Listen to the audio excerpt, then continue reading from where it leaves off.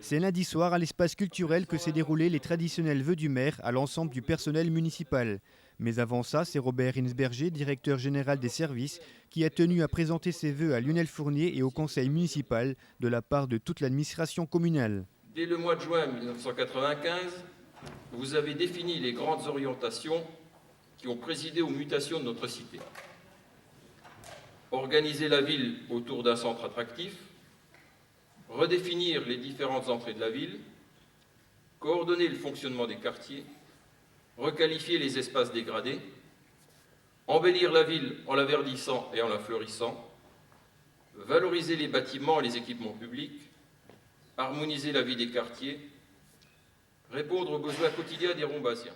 Après avoir appelé l'ensemble des mutations depuis 1995 et jusqu'à aujourd'hui, il s'est projeté dans l'avenir en esquissant d'autres challenges comme la création de la communauté de communes, l'aménagement aux zones d'activité de la zone de la Tuilerie, le traitement des friches sidérurgiques, la VR52 ou encore le traitement des berges de l'Orne. Monsieur Fournier a ensuite pris la parole en insistant sur l'embellie économique. Comme chaque année, je vous retrouve avec plaisir pour vous présenter mes meilleurs vœux.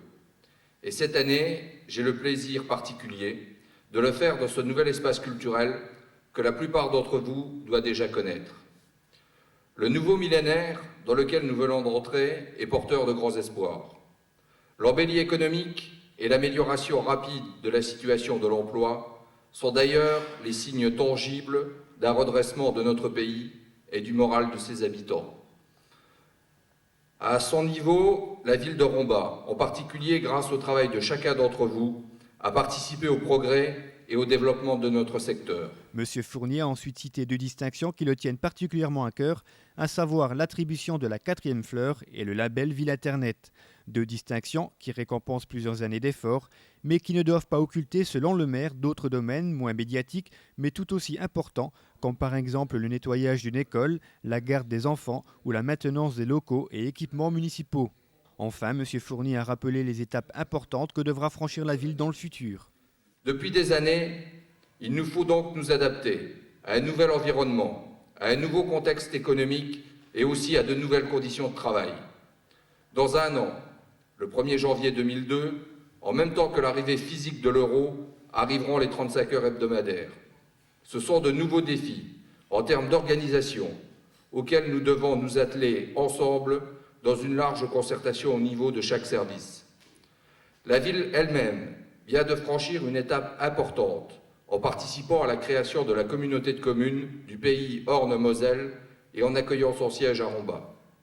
C'est le début d'un vaste changement, ainsi qu'une nouvelle manière d'appréhender les territoires, en traitant les problèmes de façon globale, car il est bien évident qu'on ne gère pas une communauté de communes de 53 000 habitants comme une ville de 10 000, 5 000, voire 1 000 habitants.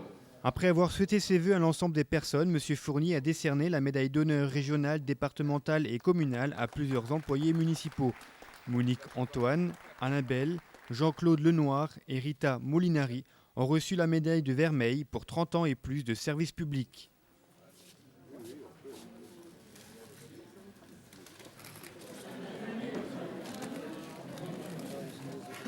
Jean-Claude Alexandre, Jean-Marie Bild, Angèle Mascaro et Sylvie Bouliong ont reçu la médaille d'argent pour 20 ans et plus de service public. Encore félicitations à tous les récipiendaires et bonne année à tous.